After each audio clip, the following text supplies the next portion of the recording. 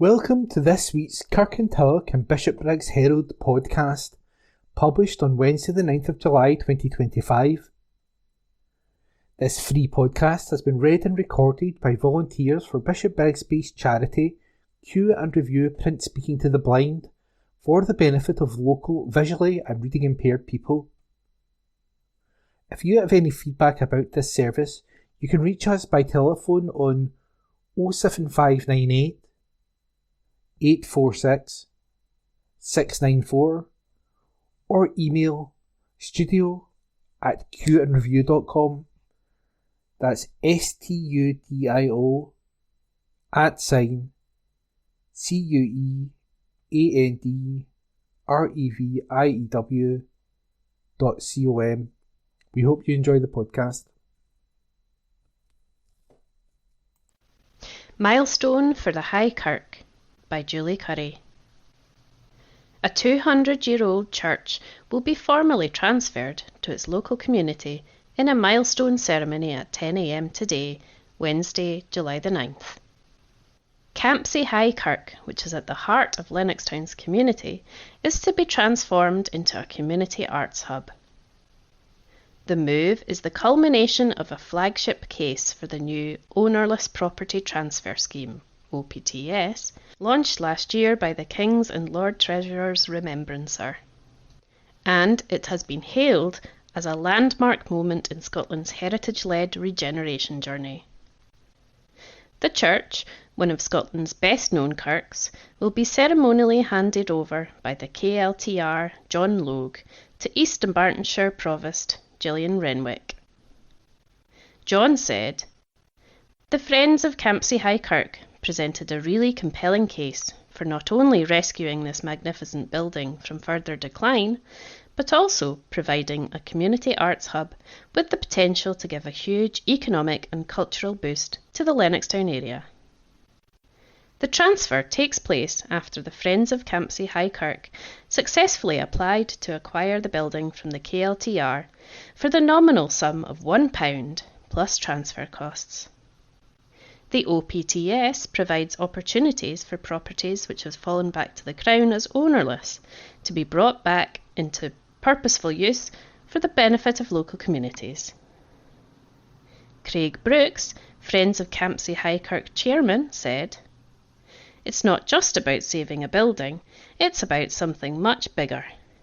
It's about communities being empowered by those in a position to give them the tools to make it happen." See the full story next week. That article was written by Julie Curry and it was read by Jahan. Many happy returns. Association has now come of age. Report by Julie Curry. The local community came together at the end of last month for a gala day to mark Hillhead Housing Association's coming of age. A brilliant day was had by all on Friday, June 27th, which marked 21 years since Hillhead HA took ownership of the housing stock and began an ambitious programme to transform the area. Director Catherine McKiernan said, "The day was a celebration of all that is great about the Hillhead community and focused on ensuring children had fun while raising money for charity. It included bouncy castles, furry mascots, magicians, face painting, soft toy giveaways, egg and spoon races, beat the goalie, and a basketball shootout. It was supported by many local agencies, charities and other partners, and the kids were even able to get in a police van and operate fire engine hoses. We also had CPR demonstrations from St Andrew's First Aid. There was plenty for adults to get involved with too, with chair yoga, tombola and gardening tips from community garden volunteer Davy Campbell." Catherine added, "We also took the opportunity to present Davy with a small gift and award to thank him for his stellar work in the community garden over the years. Flowers were also presented to the 6 staff members and 1 management committee member who have been with the association for all of the last 21 years. A huge thank you must go to all the staff and volunteers who made today such a fabulous success, and our contractors who provided generous sponsorship for the event. That report was written by Julie Curry and read by me, Ian McKenna. This Week in History. July 12, 1969, Tony Jacklin became the first British golfer since 1951 to win the British Open. July 13, 1973, the Everly Brothers partied on stage in California when Phil smashed his guitar and stormed off, leaving Don to finish the gig. On this day last year, the Prince and Princess of Wales congratulated the Super Trooper Princess Royal as she returned to public duties after suffering concussion in a horse-related accident. July 14, 1967, Parliament voted to legalise abortion. On this day last year, the King urged England's football team to hold your heads high after their Euro 2024 final defeat to Spain, while the Prince of Wales said, "We're all still so proud of you." Spain claimed a 2-1 win, while the Three Lions fell at the last hurdle for a second European Championship final in succession. July 15, 1965. Close-up pictures of Mars were transmitted by TV from the Mariner 4 satellite. July 16, 1953. Hilaire Belloc, writer of many talents, died. He had written his own epitaph, which read, "When I am dead, I hope it may be said, his sins were scarlet, but his boots were red." On this day last year, Jack Black cancelled the rest of his band Tenacious D's world tour after his bandmate made a controversial joke about the attempted assassination of Donald Trump. And that was This Week in History. Health Hubs in Libraries, a report by Julie Curry. East Dunbartonshire's Leisure and Culture Trust has teamed up with the local Health and Social Care Partnership to set up health information hubs in all local libraries. Each library in the area now has designated space with a range of materials available in various health and well-being issues, local services and community groups. There will be a different focus each month, with specialist charities and organisations being featured, so that visitors can access information to learn more about the support available to them. There are also plans to host sessions with experts such as community nurses and local mental health services to give people the chance to chat and ask questions. All library employees have gone through training in health literacy provided by NHS Greater Glasgow and Clyde's Health Improvement Team, while East Dunbartonshire's HSCP's Health Improvement Team delivered Digital Champions training supported by local population health providing data and health and wellbeing workshops. This training helped them to understand what the most pressing local health issues are, what services are available to signpost people to, and how to help people access online resources. The leaflets and books available at the libraries are quality assured and NHS approved, giving people reassurance and confidence that the information is accurate. Councillor Jim Gibbons, EDLCT chairman, said, "Libraries are a welcoming, calm environment where people can spend time quietly and at their leisure. This makes a library the perfect place for people to seek out additional information on health and well-being issues."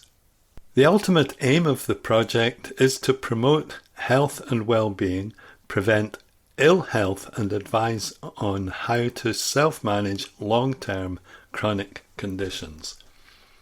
Councillor Callum Smith, East Dunbartonshire Health and Social Care Partnership Board Chairman, said, "This initiative complements the fantastic and life-saving work local GPs and medical teams are carrying out across East Dunbartonshire. The health information hubs in our libraries are an additional way to help people access health and well-being materials, in their local communities at a time and place that suits them. There is a wealth of information available that people can access out with a medical environment. By accessing this vital knowledge in a comfortable, relaxed and library setting, we hope it allows people to feel empowered, to take control of their health and well-being. For more information on the Health Information Hubs and the monthly topics being featured, visit the Health Information Hubs section on EDLC's website. That report was written by Julie Curry and read by me, Nikki. Rona hits out at welfare bill vote as recorded by Hunter MacDonald. A local Labour MP has been condemned by SNP MSP Rona Mackay for failing to oppose the UK Labour government's welfare bill, which included devastating cuts to disability benefits.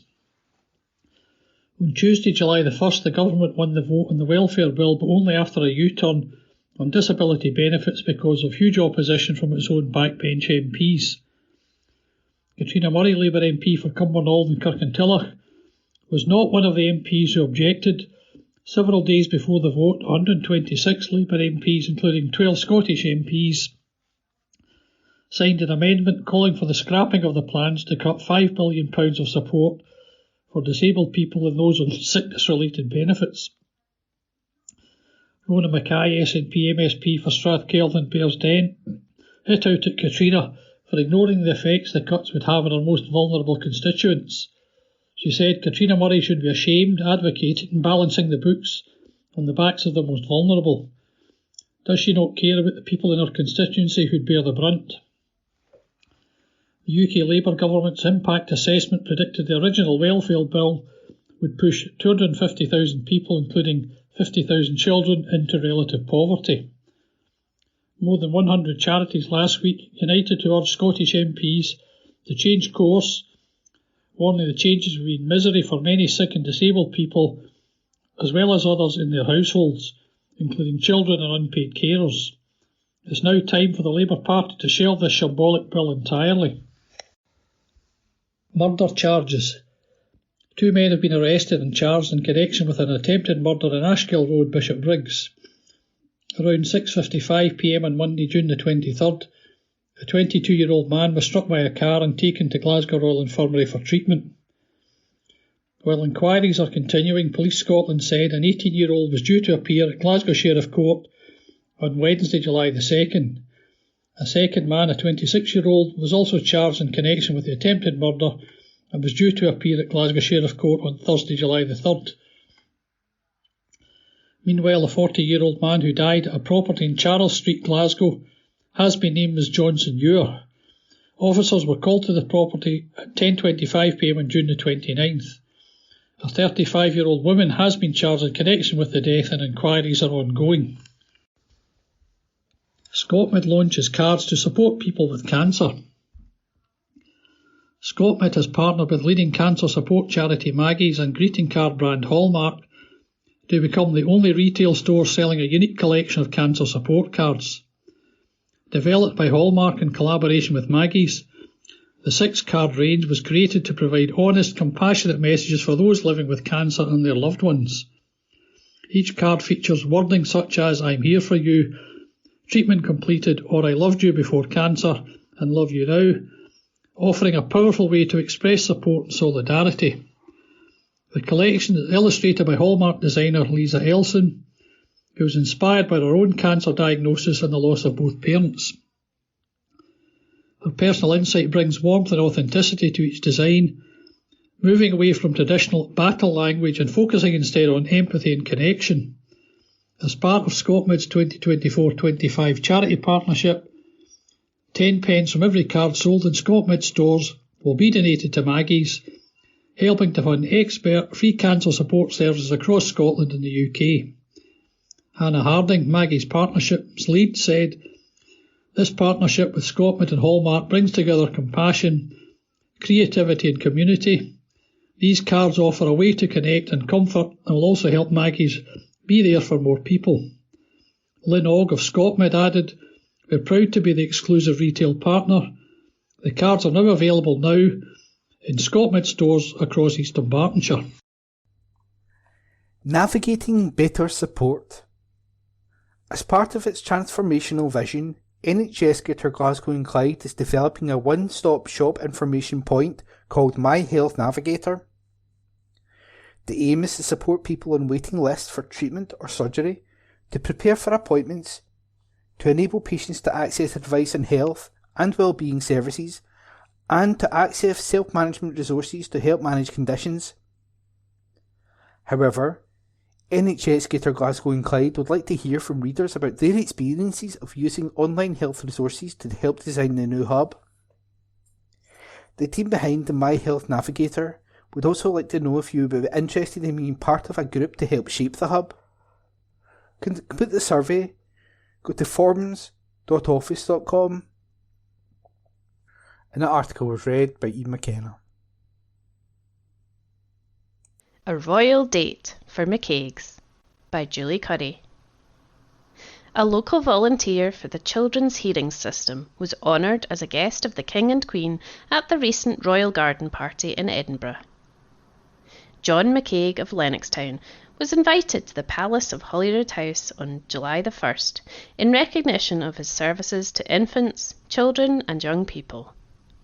He has recently retired after 18 years of volunteering as a panel member.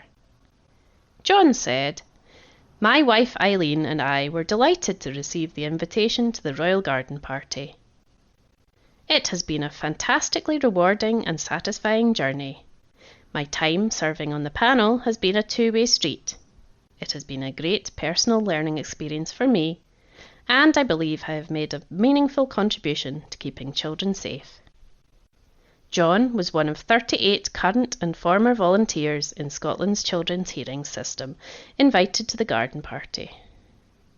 The volunteers included panel members who make decisions at children's hearings and members of area support teams, which include roles such as panel practice advisors who support panel members. Children's hearings are legal meetings set up because there are concerns about the well-being or care of an infant, child or young person. 3 panel meetings sit at each hearing where decisions are made in the best interests of the child. There are more than 2,000 volunteer panel members who sit on more than 20,000 hearings across Scotland each year. Children's Hearing Scotland, CHS, is the public body that recruits, trains and supports panel members. Lynn Harrison, CHS Tribunal Delivery Director, said, "I was so pleased to see our volunteers celebrated and recognised. Children's hearings takes place every day across Scotland, and our panel members make difficult and important decisions in the best interests of infants, children and young people. In every part of Scotland, we have strong communities of volunteers supporting each other to bring about positive outcomes for children and families. It was joyful for us to come together and see that dedication honoured. CHS is keen to hear from people interested in volunteering as panel members or in support roles. Visit www.chscotland.gov.uk/volunteer with us to apply." That article was written by Julie Curry. Find out how trees have helped Torrance farmers. A report by Julie Curry. The Imrie family are joining forces with Scottish Forestry to put on a free event at Hillhead Farm. The family, who also feature in BBC's This Farming Life, will help demonstrate how tree planting has boosted their business. Aimed at other farmers and land managers, the showcase event on Tuesday, July 15, from 1 p.m. to 4 p.m. will give others a valuable insight into how the Imries integrated trees on their farm. Matt Imrie said Hillhead Farm is located in Torrance, just a stone's throw from Glasgow. We've been farming beef, cattle and sheep for many years within the family's 500-acre business. In the past, we've never really considered the benefits of tree planting, This changed when it became clearer that there were many advantages to growing trees. The woodland creates shelter and shade for livestock, improves the landscape, and really gives a boost to biodiversity. Growing trees has also created a natural asset for the family to take advantage of well into the future. I'm very happy to share our experiences of growing trees so that it helps others who are considering it too. The work at Hillhead Farm has also been recognised for its excellence in farm woodlands, with Matt and his father John picking up a prestigious trophy at Scotland's Finest Woods Awards ceremony. The free farm visit event is part of the Integrating Trees Network initiative, which is supported by the Scottish Government and Scottish Forestry. Through a network of other host farmers across Scotland, best practice of tree planting is being shared by farmers to other farmers. Lynn White, Scottish Forestry's Forestry and Farming Development Officer, added, "By speaking to those who have already been and done it, these practical farm visit events provide a great way to learn what worked well or not when it comes to tree planting." Scottish Forestry staff will be on hand on the day if anyone wants to know more about what grants are on offer and how best to go about applying. The event is free but must be booked in advance at www.tickettailor.com/events/Integrating Trees Network. That report was written by Julie Curry. An excellent report card by Julie Curry. High levels of trust, high aspirations and high expectations. His Majesty's Inspector's description of the culture of East Dunbartonshire Council's Education Service.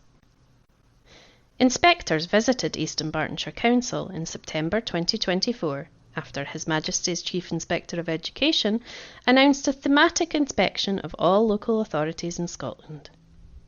Their focus was how local authorities support schools. The findings from the inspection of East Dunbartonshire's Education Service were extremely positive. Highlights included the relationship-based approach within the service, which has led to effective collaboration at all levels, with a strong focus on improving experiences for children. Staff collaborating and networking across the local authority, West Partnership and beyond, and having a strong understanding of self-evaluation and school improvement were also praised, as was the drive among the team to know the schools and head teachers and their role in improving education. Councillor Linda Williamson, Education Convener, said, "The published report was nothing short of excellent. Inspectors found the service operates within a strong culture of openness and transparency, with joint working across all schools and highly effective professional learning activities focusing on school improvements for all staff."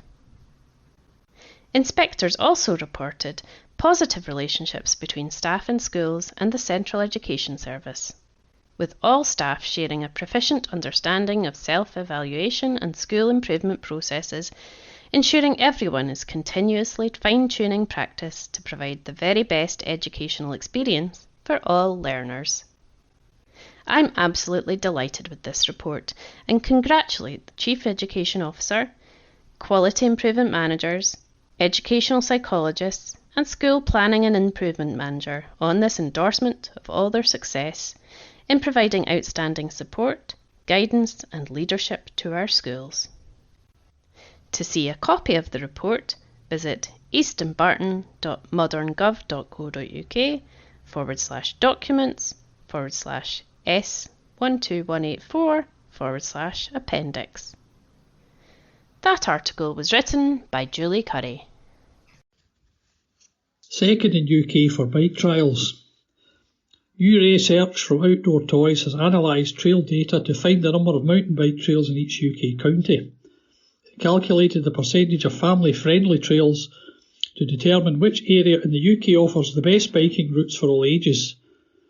Eastern Bartonshire ranked second in the UK, with over half, 42 of the 81 local routes suitable for all ages. The 360-metre Bridge to Lacey hiking trail in Lennox Forest was deemed perfect for beginners, and its proximity to Murdoch Country Park with child-friendly activities was also noted. For a tougher challenge, the expert advised trying the 17 Years in the Foundry Trail, which features a climb and descent for those brave enough. Eastern Bartonshire was pipped at the post for the top prize by Falkirk, which is 292 mountain bike trails, of which 169 are family friendly. West Lothian rounded out the top three with almost 47%, of its 202 mountain bike trails deemed family friendly. More Than Just the Essentials by Julie Curry. Hundreds of families can continue to access basic food, toiletries and support services each week thanks to the work of local charity Spirit of Springburn. Based at the Community Hub in Springburn Shopping Centre, the hard-working team offers a broad range of services, including welfare rights assistance, mental health support, community events, and its recently launched Monday Essentials programme. Every Monday, locals use the charity's community fridge to access tea, coffee, sugar, toiletries, and cleaning basics. To meet the growing need, Spirit of Springburn has expanded into a larger unit, providing more space to deliver its services. However, with over 200 families now using its services for essential supplies, the cost of supplying the Monday Essentials programme alone is around £250 per week. On top of that, the charity is facing increasing running costs, particularly for electricity to power fridges and freezers. The Allied Vehicles Charitable Trust has awarded Spirit of Springburn £2,500 to help cover these ongoing bills. The funding will support the Monday Essentials programme and contribute to the organisation's increased electricity expenses. Helen Carroll, Spirit of Springburn founder and chairwoman, said, "More people use the Monday Essentials now than ever before. This donation will keep us going for another 3 months of weekly fridges, more if we can get some food donations to top things up. Without it, we wouldn't have the money to do it. It will make a big difference to local folk, because those wee essentials are usually what people give up first when they're struggling. This money is a blessing.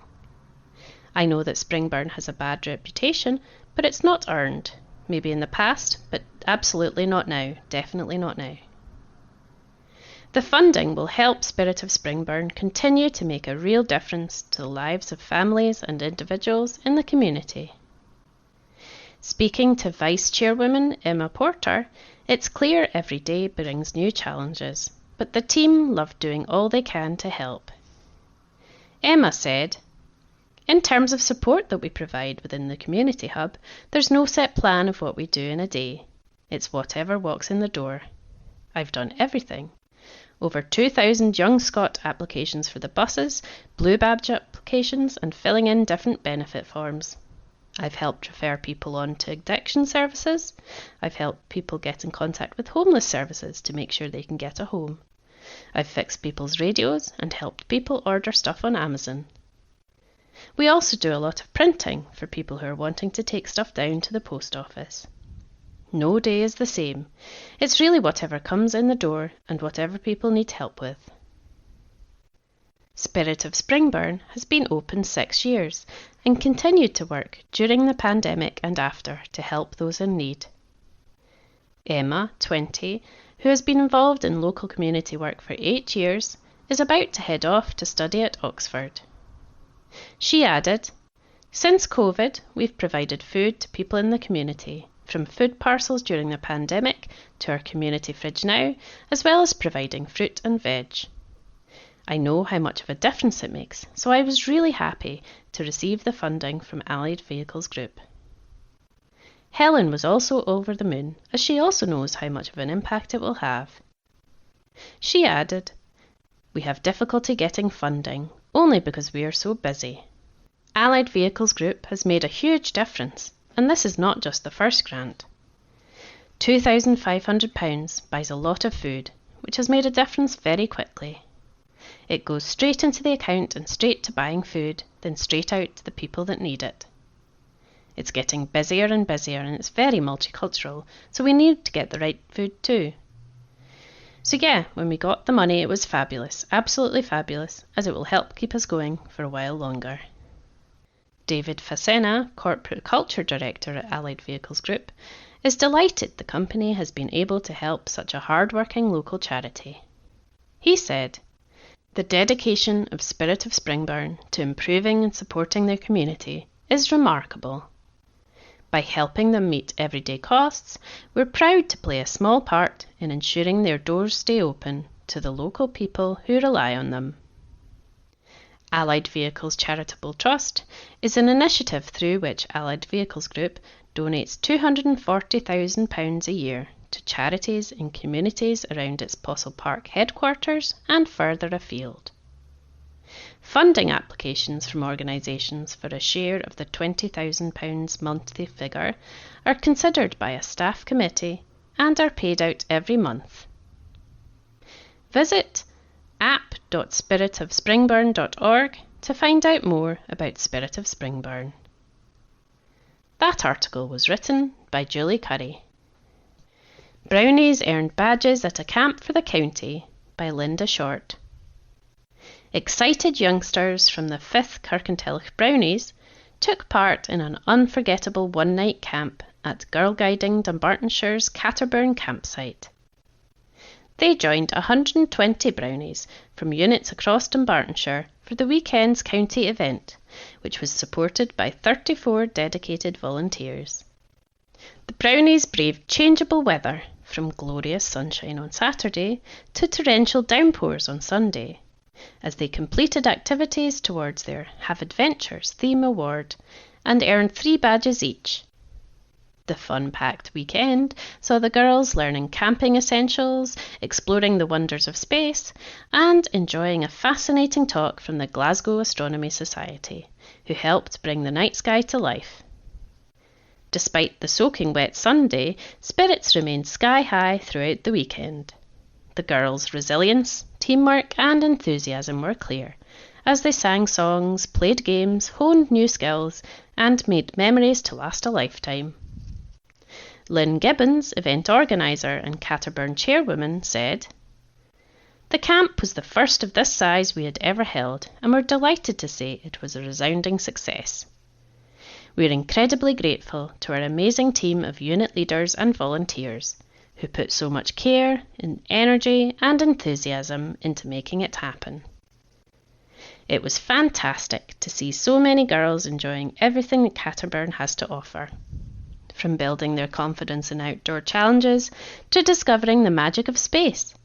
This camp truly showed the power of girl guiding to inspire, educate and bring joy, rain or shine."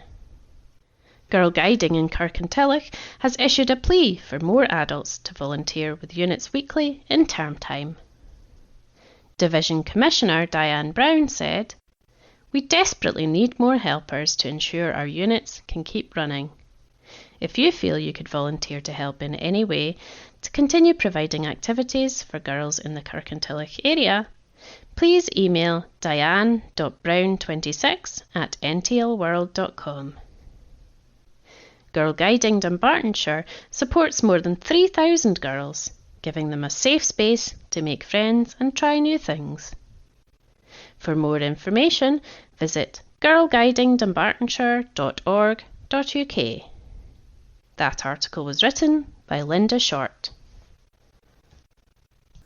Satisfied with changes to GP out-of-hours service. A report by Julie Curry. The impact of changes to the GP out-of-hours service were detailed at the latest board meeting of NHS Greater Glasgow and Clyde. Fraser McJanet, Director of Primary Care and GP out-of-hours, presented the update following a decision in April last year to move to a permanent model.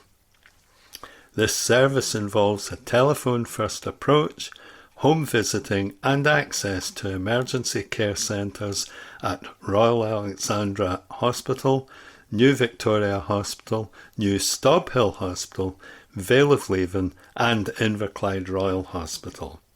Fraser said, "The service is providing a sustainable, high-quality, appointment-based GP OOH service with high patient satisfaction rates." In 24-25, there were only 9 site closures compared to 23 the previous year, and a peak of 1,198 in 2019-20. This has generated confidence in service from both staff and patients. In 2024-25, there were 163,000, with approximately 47% of these being telephone advice, 9% home visits, and 44% in-person consultations. Satisfaction levels with the service are monitored through regular surveys. The latest survey carried out in March and April showed very high levels of satisfaction. 864 patients responded to the survey with 91% satisfied that their needs were met. Board members were assured by the report, noting that work will continue in the year ahead to continue to further improve the service for patients and staff and to play a full part in the major strategic programmes, Transforming Together and the NHS GGC Way Forward. Board Chairwoman Dr. Leslie Thompson also reported on key highlights from the previous 2 months. She highlighted the launch of 2 major Scottish Government strategic plans for health and social care, the Service Renewal Framework and the Population Health Framework. She explained that these plans signal changes in the way NHS GGC, along with other public bodies, will work to deliver services. Professor Jan Gardner, the board's chief executive, also highlighted several visits that she and the chair had undertaken since the last meeting. These included visits by the Cabinet Secretary for Health and Social Care, Neil Gray, MSP, to Gartnavel Theatres, a visit by the Permanent Secretary and his Director General team to Princess Royal Maternity, including the work of the Blossom team, and a visit by the Minister for Public Finance for Scotland, Ivan McKee, MSP. Along with the University of Glasgow, NHS GGC also hosted the First Minister and his Cabinet at the Imagining Centre for Excellence, ICE, on the Queen Elizabeth University Hospital campus for a major speech on public sector renewal. She was also delighted to advise that more than 200 clinicians and system leaders had attended the second hackathon to co-design new pathways as part of the work to develop a 1,000-bedded virtual hospital and the Flow Navigation Centre Plus in NHS GGC. The latter will go live in August 1. She also reported on the significant work underway within the GGC Way Forward programme to improve patient and staff experience in emergency departments. That report was written by Julie Curry. Wednesday the 9th of July. Family announcements. Deaths. Thompson, Cathy, peacefully, after a short illness, at Glasgow Royal Infirmary on June 28th, 2025, surrounded by her children. Beloved wife of the late John, a much-loved mum, gran, sister and friend to many. Funeral service will take place on Wednesday, July 16th, 2025 at Co-op Funeral Care, Kirkintilloch for 1 p.m, thereafter to Old Isle Cemetery for 2 p.m. Thompson, Evelyn, peacefully at Lightburn Hospital on July the 1st, 2025.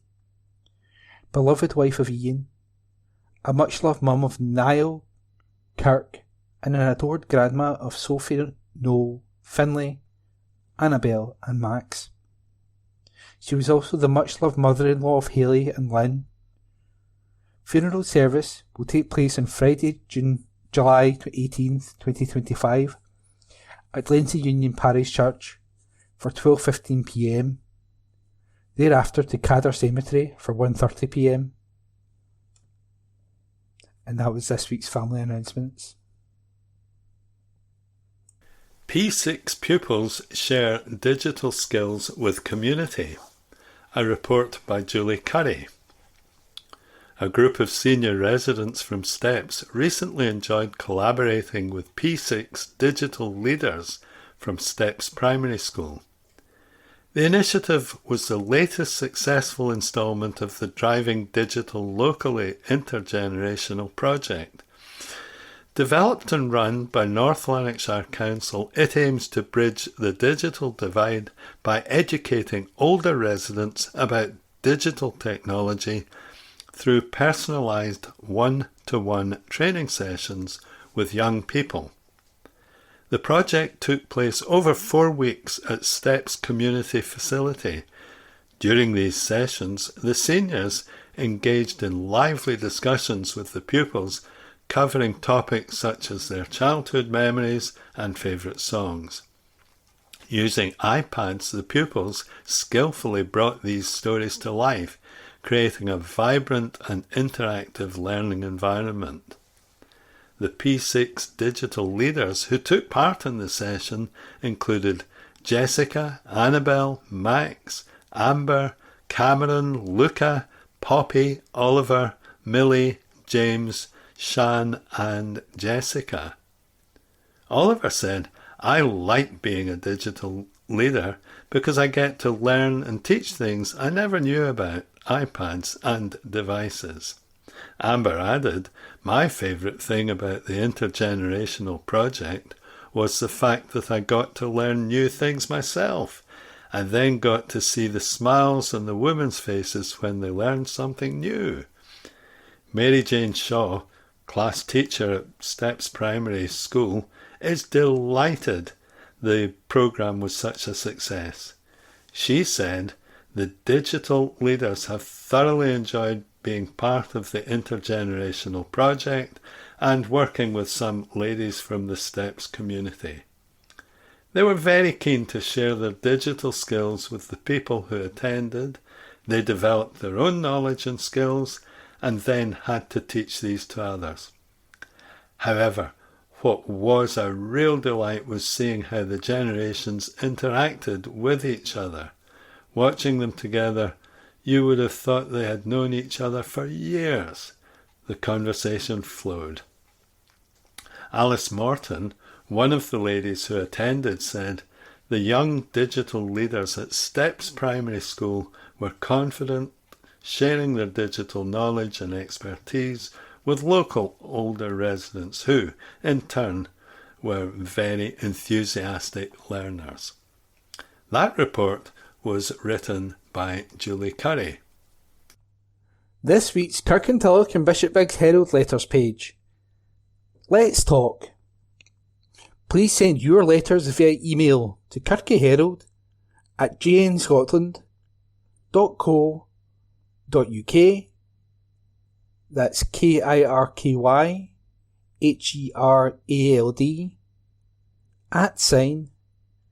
@JNScotland.co.uk and write letters in the subject field. Please keep letters to a maximum of 300 words. Letters cannot be published without a name and postal address. Also include a daytime phone number if possible. We reserve the right to edit any letter. Dignity of human life. Sir, the 2 assisted dying bills have recently been voted through the respective next stages in the Westminster and Scottish Parliaments have been promoted on concepts that include that of enabling a person to have a dignified death. In his recent letter entitled What is Progressive, H. Goldie Scott points out that these bills are claimed to represent progressive values, but argues that they do not. A progressive value in our society for many decades has been ensuring that those who are sick or have physical or mental disabilities are never made to feel that there is anything undignified about their condition. Both of the assisted dying bills are undermining this progressive value, the inherent dignity of all people, whatever their physical or mental state, by suggesting that the last stages of life might become undignified. The suggestion also hugely undermines the very progressive work of palliative care and the hospice movement, which are founded on recognising the intrinsic dignity in the last stages of life. Yours, etc., Peter Delahaye, by email. Time for payback?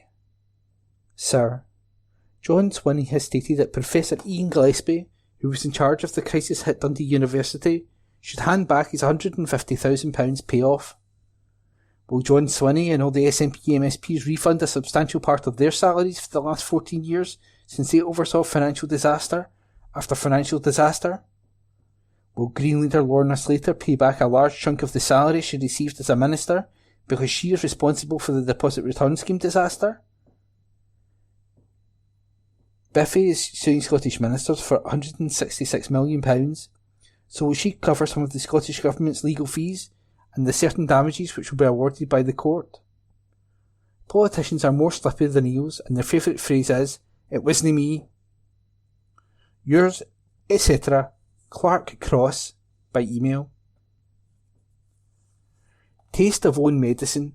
Sir, instead of making cuts to disability and sickness benefits for all existing and future claimants, Sir Keir Starmer's U-turn means that the cuts only apply to new, not existing claimants. So stand by for another wave of waspy and two-child benefit style campaigns to restore payments to people who no longer qualify for the benefits, backed by virtue signalling politicians who try to win votes and con the public by saying they'd like to restore the benefits when, in fact, they have no intention of doing so because it is unaffordable. In opposition, Labour are the worst culprits of this cynical virtue signalling, so that they may be getting a taste of their own medicine, in many cases from within their own ranks. Yours, etc., Alan Sutherland, by email. Welfare, not foreign aid. Sir, Labour want to cut £5 billion from the welfare budget by 2030, and are doing this by attacking the most vulnerable in society. We currently give away £13 billion in foreign aid with no financial return, and it does not have to be repaid, so UK taxpayers pick up the bill. In 2027, £7 billion, despite the current risk, has been reallocated to defence spending. That leaves circa £6 billion that would fund the welfare cost 3 years earlier than planned. It is simple economics and common sense choice of expenditure. Yours, etc., R. Hunter, by email. A cuppa for cancer now. Sir, this August I'm inviting your readers to join me in supporting Breast Cancer Now's afternoon tea fundraiser and raise a cuppa to the strength, resilience and community behind every breast cancer story. Breast Cancer Now funds life-saving research, provides life-changing support, and continues to campaign for better treatment, care and earlier diagnoses for people affected by breast cancer. But they can't do it alone. Sign up now for your fundraising kit at breastcancernow.org/afternoon-tea. That's BREASTCANCERNOW.org/AFTERNOON-TEA. With warm thanks, yours, etc., Charlotte Harold, on behalf of Breast Cancer Now. It's an old argument, sir. A fuss has been made of the old and proposed new PIP payments. Where was the fuss when pensioners went through a similar review? A pensioner born before 1953 received £50 a week less than one born from 1953. I guess fewer pensioners means fewer votes for MPs to fear losing. Yours, etc., Elizabeth Hands, by email. And that was this week's letters page from the Kirkintilloch and Bishopbriggs Herald, dated Wednesday the 9th of July. Piping up at the Championships, a report by Julie Curry. Kirkintilloch Pipe Band members will be among more than 1,500 pipers and drummers competing at this year's UK Pipe Band Championships. Milngavie Pipe Band will also be representing East Dunbartonshire at the national event, taking place for the first time this year at the Royal Highland Centre, Ingliston, on Saturday, July 12. The event will showcase musical talent and celebrate cultural heritage, thrilling audiences with performances, workshops and world-class bands. Some 1,556 pipers and drummers of all ages will be taking part in the competition at Scotland's largest indoor and outdoor venue. 3 of the 62 competing bands are from out with the UK, with PLC Pipe Band from Melbourne travelling 10,542 miles to take part in the competition. The family-friendly event is expected to attract 7,500 spectators, with children under 5 able to go free, and food and drink stalls on offer to cater to the crowds. Car parking is available, but those travelling locally are urged to consider taking the tram or dedicated 98 Lothian bus service. It is the first time the UK Championships, organised by the Royal Scottish Pipe Band Association, have been held outside of Northern Ireland since their inception in 2014. Colin Mulhern, RSPBA Chief Executive, said, "The UK Pipe Band Championships are a true celebration of musical excellence, tradition and community spirit. Every year, we are proud to welcome some of the best pipe bands from across the country and beyond, and this year we are very much looking forward to being in our new venue, the Royal Highland Centre. It's an unforgettable day of powerful performances, vibrant culture and world-class talent." Kirkintilloch Pipe Band has a history of success, including a return to the championship section in 2019 after winning the first section. They have also represented Scotland at the British Open and National Championships. Milngavie Pipe Band is also hoping for success in the Grade 3A competition. Visit https://forward/United-Kingdom-Pipe-Band-Championships-2025 for more information and tickets. That report was written by Julie Curry. Council tax changes are voted down. Scottish Green proposals for the first council tax re-evaluation over 30 years have been turned down, despite Labour and Tory MSPs agreeing the current system is absurd and ridiculous.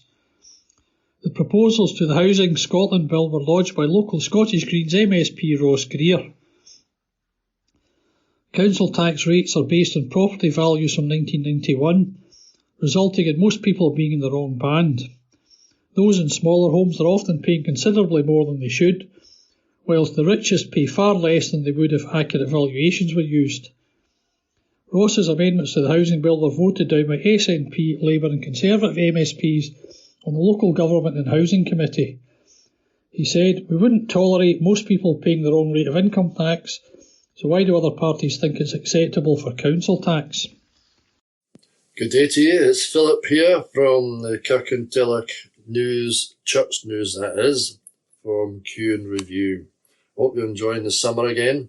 We seem to have summer every few weeks, just for a few days. So the church news is, of course, Milton Campsie church news. As we prepare for union with the Campsie Parish Church, we're holding joint services over the summer. Phyllis Wilson and George Kelly led the service in Lennoxtown on June the 29th. It's now all systems go for the big Go Mad event, Mama Lada. Beginning on Monday, July the 28th at 10 a.m, the full programme for children, young people and adults is on our notice board. Now is the time for groups from anywhere to sign up for our community quiz on Tuesday, July the 29th at 7 p.m. Groups of about 4 or 5 people should get in touch with Jim Crawford, our summer messenger.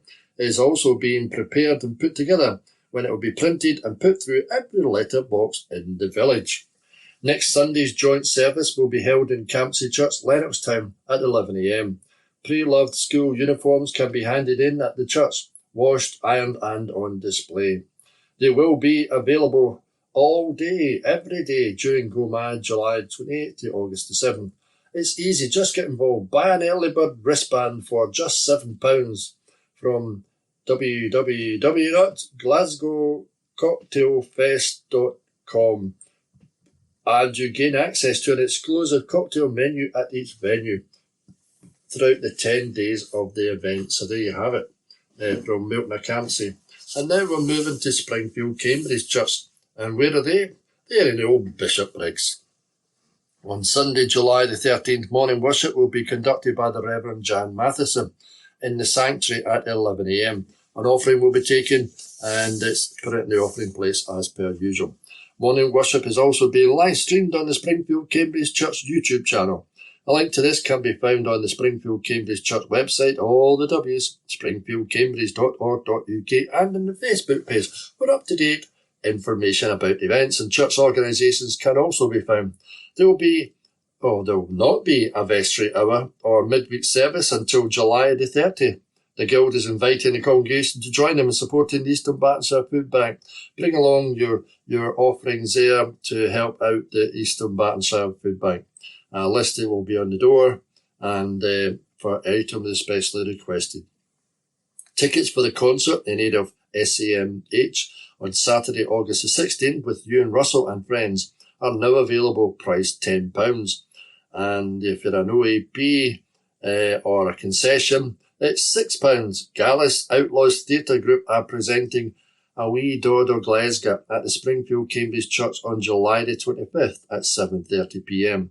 and July the 26th at 2 p.m. The 7:30 p.m. tickets are £5, can be purchased at the door and will celebrate Glasgow's 850th birthday through songs and sketches. Staying in Bishopbriggs, we're going to St James Church on Hilton Road, Bishopbriggs. The minister there is Paul Watson. There's a communion service in the chapel on Thursday, July the 10th at 11 a.m. and on Sunday, July the 13th at 9 a.m. and at 10:30 a.m. with hymns in the church. This will be Paul Watson's last Sunday with us before he takes up a new post as the Canon Monsignor for the Diocese of Argyll and the Isles, based in Oban. Well, that's a shame. He's a good guy and he's leaving. Hopefully he gets somebody soon. Everyone is welcome to come along to any of these services. Do stay for tea, coffee and fellowship afterwards. The Thursday morning and 10:30 a.m. Sunday service. There are also other virtual services and groups. For up-to-date information, yeah, you guessed it, check out their social media, Facebook, St James L.S. Bishopbriggs, their website, stjamesbishopbriggs.org.uk. Now to Kirkintilloch Church of God at Regent Hall, Regent Street. And our Sunday morning communion service is at 10:30 a.m, followed by a time of prayer. The coffee corner is now closed for the summer period and will open or reopen again on Wednesday, August the 20th. There will be no Sunday afternoon services during July and August. Our next family praise event is on Sunday, September the 4th at 4 p.m. For up-to-date and further information on our services, etc., check out our website, regenthall.org. Jesus said, there will be more rejoicing in heaven over one sinner who repents. Great to know that God loves us and cares for us. So there you have it. Church of Scotland. Yes, we're going to Church of Scotland, Lenzie Old Parish Church of Scotland, and the Lenzie Joint Summer Services. Sunday, July the 6th at 11 a.m, Lenzie Old. The 13th at Lenzie Old. The 20th at Lenzie Old. 27th at Lenzie Union. August the 3rd at Lenzie Union. Sunday, August the 10th at Lenzie Union. Kirkintilloch and Lenzie Joint Churches Holiday Club Deep Sea Divers for Children in primary 1 to 7. Book a free space for all, or some of the days. Bible, storytelling, arts and crafts, messy games, music, free fruit and snacks. Tuesday, August the 5th and Wednesday, August the 6th, 10 till 12 noon at St Mary's Parish Church in the Cowgate. On Thursday, August the 7th and Friday, August the 8th, 10 till 12 noon at Lenzie Old Parish Church. And Lenzie, Karen Gaber Avenue, it says here as well. For more information, to book, contact kirktailleisureYouth@gmail.com. Home Church in Kirkintilloch, Lammermuir Road, Kirkintilloch. And they have various other locations in Kirkintilloch, Carmyle, Skelmorley, Lochaber, Livingston, and online. A church for all ages. Be kind to one another, tender-hearted, forgiving one another, even as God in Christ forgave you. And that's in Ephesians 4. Sundays, 9:30 p.m. or 9:30 a.m. and 11:30 a.m. Worship service followed by refreshments. A warm welcome awaits you at either service, which will be identical. Also, churches for the children, the same times as well. Monday, read through the Bible discussion on Zoom every fortnight at 8 p.m. Tuesday, July the 8th, men's walk and talk, 6:30 to 9 p.m. Thursdays, prayer meeting in church at 7 till 8 a.m. Fridays, prayer meetings at 7:30 p.m. in the evening. Home radio is available every day. See Facebook, Instagram and Home Church website for more information. And in Kirkintilloch, we have St David's Memorial Park Church. Our usual service on Sunday at 10:30 a.m. is being led by our local worship leaders, Meg and Bill Lindsay. There will also be a short service on Tuesday, July the 15th at 12 noon. You're welcome to bring along your lunch to enjoy afterwards with tea and coffee. The Friendship Club continues to meet on Tuesdays afternoons at 1:30 p.m. in the garden room. Come along for an afternoon of friendly chat and a wee cup of tea or coffee. So that's your church news for this week. Thank you for listening. God bless you, and hopefully you'll find a church service that you can attend in your area wherever you are. Blessings from me, Philip Kilrock. Wednesday the 9th of July, District News. 11-year-old Harry is a loving and affectionate boy with a heart as soft as his favourite plushy companions. Home wanted for playful Harry. Staffordshire Bull Terrier Harry loves all things pink and is rarely seen without one of his beloved fluffy unicorn toys, having amassed quite a collection. Harry is known as a Dogs Trust underdog, a term used for dogs who have been waiting for their forever home for more than 6 months.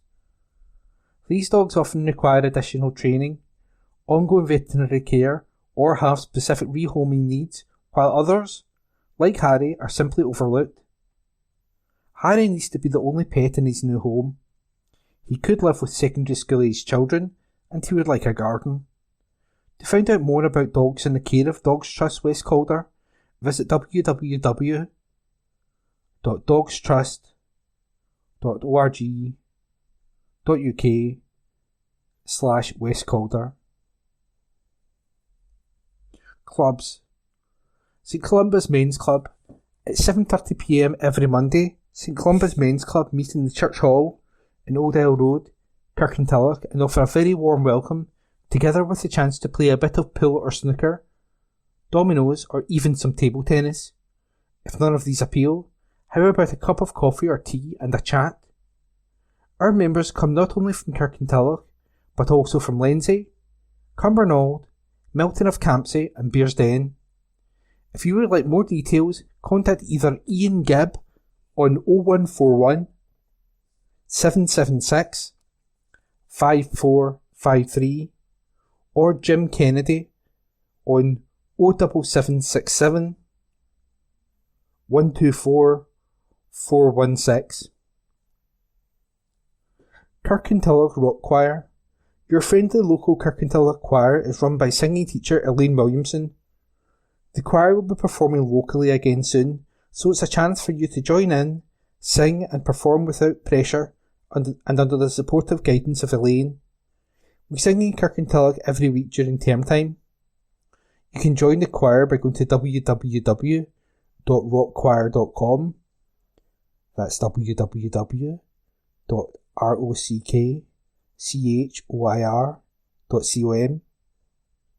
Or you can also try a free singing taster session to try it beforehand. Permission to create. Fibres, fabrics and fabulous threads will be on show at the Old Kirk Museum. A free exhibition by the Diffusion Textile Artists Collective, open until July 31st. Tuesday to Saturday, 10 AM to 1 PM and 2 PM to 5 PM. Holyrood View. Public ownership of buses works best, by Ross Greer MSP. Like a lot of people, buses are essential for me to get around day to day. Everyone should have access to affordable and reliable public transport, but Scotland has been failed by an overpriced and fragmented private bus network. Buses were privatised by Thatcher 4 decades ago, resulting in us now having to pay twice, once for a ticket on the bus itself, but then again through taxis to subsidise the essential services that private bus companies otherwise won't run. Last week, the Scottish Greens led a debate in Parliament where we called for a high-quality publicly owned bus service for Strathclyde. In the west of Scotland, you can see the problems of fragmented and privatised bus services very clearly. Cameron is an 89-year-old constituent of mine in Skelmorley. He needs to travel to Crosshouse Hospital regularly. That requires 4 buses each way. 8 buses for one round trip is ridiculous. And for anyone in a similar position who doesn't get free bus travel, a day ticket wouldn't even be possible because the services are operated by different companies. Bringing all buses back into public ownership in Scotland is the only route forward. Not only would we have the power to put passengers first, building a system that works for its users and not for profit, but we could cap fares and protect vital services. Public ownership is already working. In Edinburgh, Lothian Buses delivers the best bus service in the UK and has returned £36 million to city funds. The Scottish Greens secured free bus travel for under-22s a few years ago, and since then, young people in Eastern Bartonshire alone have taken over 3 million free journeys. And I know of bus services across the country which have been saved from the Act or expanded because of the passenger increase driven by young people with our free bus passes. We need more bold policies like that if we're to help people with the cost of living and tackling the climate crisis. Private car use is on the up, meaning more emissions and pollution. People need a cheap and easy alternative. Failing to build a bus network fit for the future will just result in more cars on the road during a climate emergency and greater isolation for those without a car. Publicly owned buses across Scotland will be transformational for our economy, for social justice, and for public health. It's time to end the 40-year-long Thatcherite experiment with privatisation and bring our public transport back under public control. Glasgow Cocktail Festival. A brand new 10-day event is showcasing the very best bars and restaurants in Glasgow and giving you the chance to try exclusive premium cocktails without high-end pricing. Glasgow Cocktail Festival runs from August 29th to September the 7th and is a celebration of the city's buzzing social scene and an opportunity to enjoy favourite spots or new ones with exclusive menus on offer. Mean Girls the Musical. The Scottish premiere of the award-winning Mean Girls the Musical can be seen at the King's Theatre until July 11. Meet the Plastics, Regina, Gretchen and Karen. They rule North Shore High and will burn anyone who gets in their way. Homeschooled Katie Hiramy thinks she knows a thing or two about survival of the fittest, thanks to her zoologist parents, but high school is a whole new level of savage. When Katie devises a plan to end Regina's reign, she learns the hard way that you can't cross a queen bee without getting stung. Tickets from www.atgtickets.com/venues/kings-theatre-Glasgow. Scotland. British Food Fortnight. From September 26th and October 12th, British Food Fortnight returns. And this year, it's not just a celebration, it's a movement. Whether you're shopping, cooking, dining out, or simply sharing your food choices, every positive action you take makes a difference. In the run-up to British Food Fortnight, the Harvest Touch is blazing a trail through rural communities, agricultural shows and traditional harvest celebrations, before finishing its tour at the prestigious Harvest Service at Westminster Abbey this autumn. The hand-forged torch is a powerful symbol of appreciation for British farmers and a rallying call for the public to become champions of change. Alexia Robinson, founder of Love British Food, says, British Food Fortnight is much more than a 2-week celebration. It's a reminder of the deep roots that connect us all, every day of the year. From the soil that feeds our crops to the special meals that bring us together, British food is the bond that sustains our nation, helping us grow physically, culturally, economically and securely.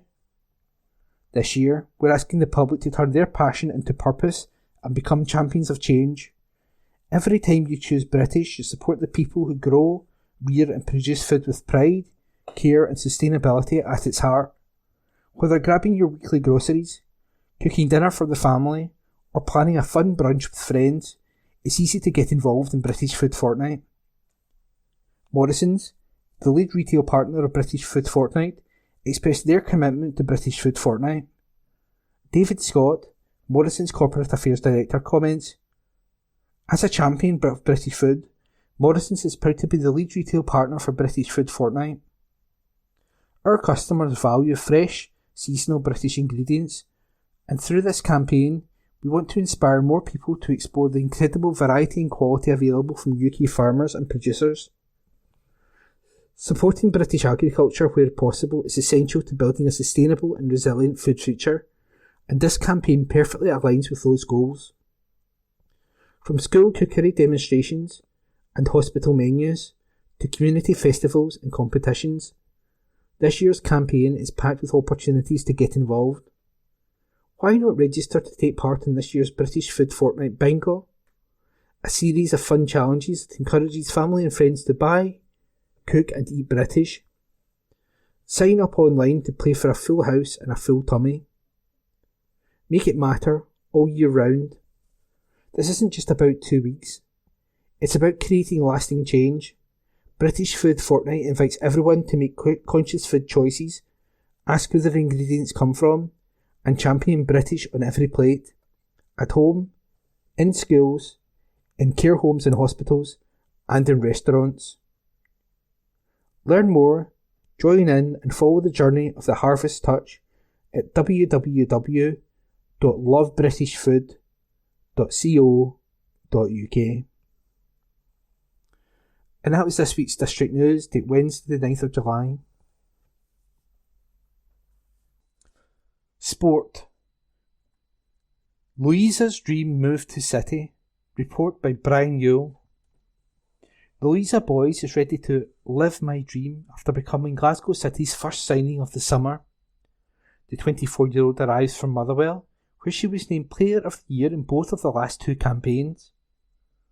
The former Glasgow women's midfielder has nearly 100 SWPL win appearances under her belt, but joining City sees Boys sign her first professional contract in football.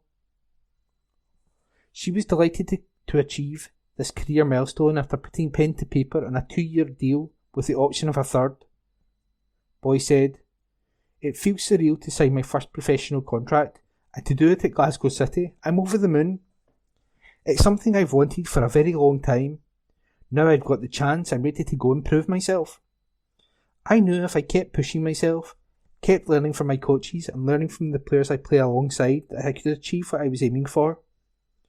If I could tell the little Louisa who started playing football in her grand's back garden with her cousins, I don't know what she'd say. Becoming a professional footballer might be an unknown for me right now, but I'm ready to go and live my dream." Boys missed only a handful of games at Well, helping the club to a top 6 finish for the first time last season and reaching the semi-finals of the Scottish Cup twice. City head coach Leanne Ross said, "Louisa is a versatile and dynamic player.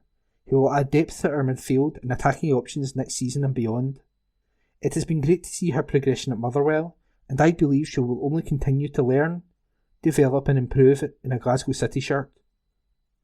Louisa's work rate and technical ability allow her to impact the midfield in and out of possession, while her energy and pace to run in behind, combined with a good eye for goal, will add to the attacking threat of the team next season. That report was written by Brian Newell. Charity donation for every point won by West Park. The author of this article is unattributed.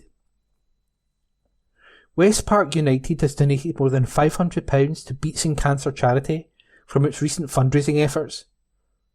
The club handed over £10 for each of the 51 points it earned in the West of Scotland 4th Division last season, and is set to do the same this term. A statement on the club's Facebook page said, "As a community-focused club, we hope our very existence reflects and resonates with what our community holds dear. It's safe to say, then, that cancer has directly or indirectly cast its long shadow over many lives within our club and our community. It was our privilege to host Chloe from the Beats and Cancer charity to present a cheque for £510 from our recent fundraising efforts and kickstart our fundraising campaign for 25-26.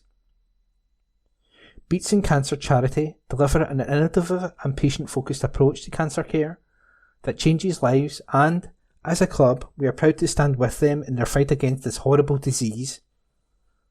Our West of Scotland's Football League men's seniors are again donating £10 per point won in the league campaign to Beats and Charity Care, and we are inviting local businesses to support this effort by matching your donation throughout this season. We all know someone who has suffered or succumbed to this horrible disease. This is no gimmick and no backdoor to parting a business from its cash, but a community-focused approach at trying to make a difference. If interested, or know a business that may be interested, we'd be delighted to hear from you." And there's a picture of West Park United giving a £510 cheque to Beats and Cancer charity. The author of that article was unattributed. It was read by me, Ian McKenna. Footballer sabotaged own career. Xander Murray admits he was too scared to join a bigger club. Report by Brian Newell. Xander Murray admits he didn't play at the higher level because "I sabotaged myself before anyone else could." The ex-Motherwell youth player came out in 2022 while with Gala-Ferradine Rovers in the Lowland League, and then played in League 2 with Bonnyrigg Rose. Murray returned to Gala and then had a spell at Kirkintilloch Rob Roy before hanging up his boots to turn his attention to advocacy work. He shared his personal journey at part of the Pride events in Glasgow, and next week will host a community dinner at the Social Hub. The 33-year-old made headlines after coming out when a quiet Facebook post turned into a whole new life. Murray said, "I was just sitting on the balcony in Benidorm thinking I'm finally ready, so I made this wee post for the lads on my team and fell asleep. Then I woke up to messages from Lorraine Kelly. I was literally told to get a flight to London to be on her show. It was insane. I signed for a new club just after coming out, and suddenly the BBC documentary dropped early. I was presenting it, doing press, trying to stay match fit. It was too much. I had to leave pre-season camp early to lead the Edinburgh Pride, and then, 2 weeks later, I was off to Hong Kong to speak at the Gay Games. The advocacy just took over. I didn't play higher because I hated myself. I had this idea that if I went to a big club, someone would dig up a camp photo and the abuse would start. That fear stayed with me for years. I sabotaged myself before anyone else could. You don't get slagged for missing a pass. They go for your sexuality. It's brutal and messes with your head when you're already under pressure for just being a footballer." Xander has travelled internationally for advocacy work, but says returning to Glasgow is different. He said, "Any work in Glasgow means everything to me. I'm from here, it's personal. You walk into a room and the lads are acting daft, but once you tell them what it was like growing up gay in a scheme, they get it. When I saw my shirt in the Handel Museum, next to legends like Sir Alex Ferguson and Dennis Law, I felt like a total imposter. But then I thought, what if 13-year-old me saw that?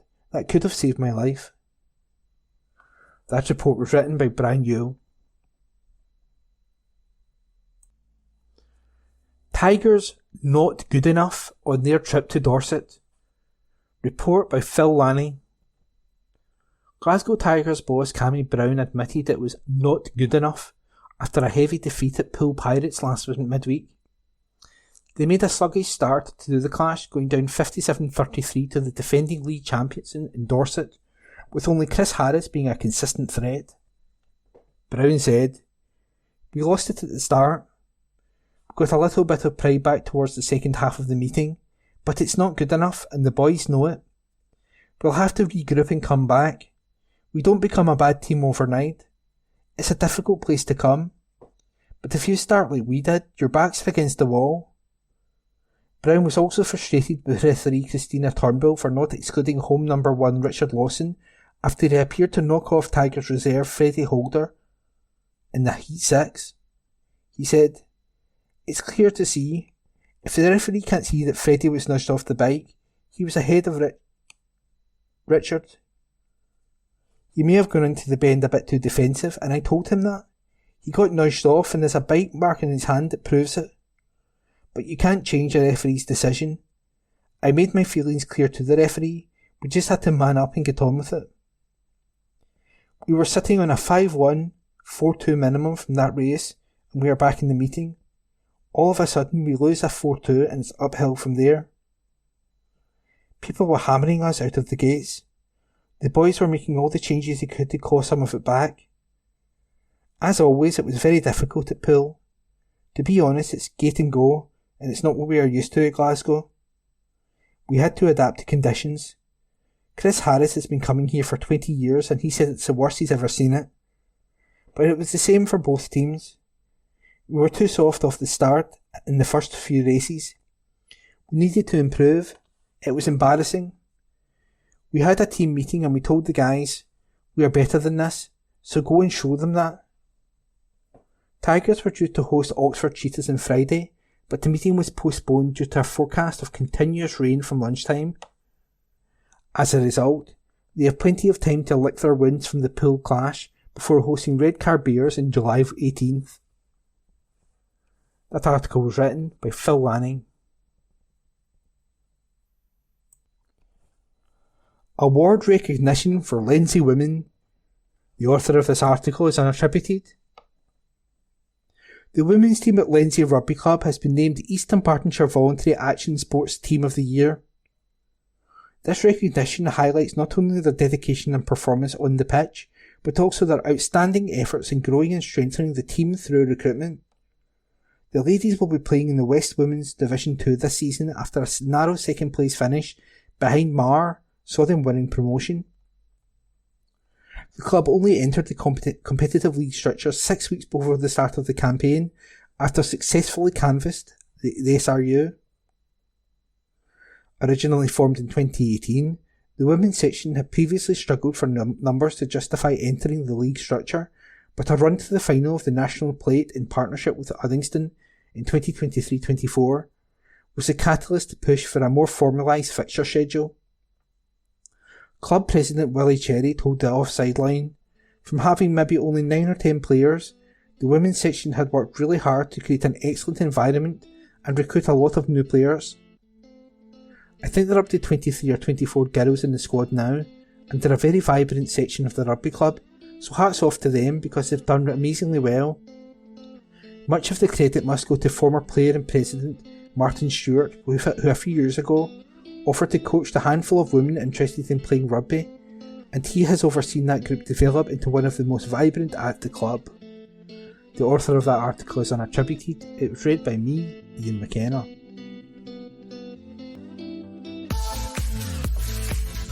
That's it for this week. Thanks for listening to the Kirkintilloch and Bishopbriggs Herald podcast of Wednesday the 9th of July 2025. We hope you enjoyed it, and there will be another one next week.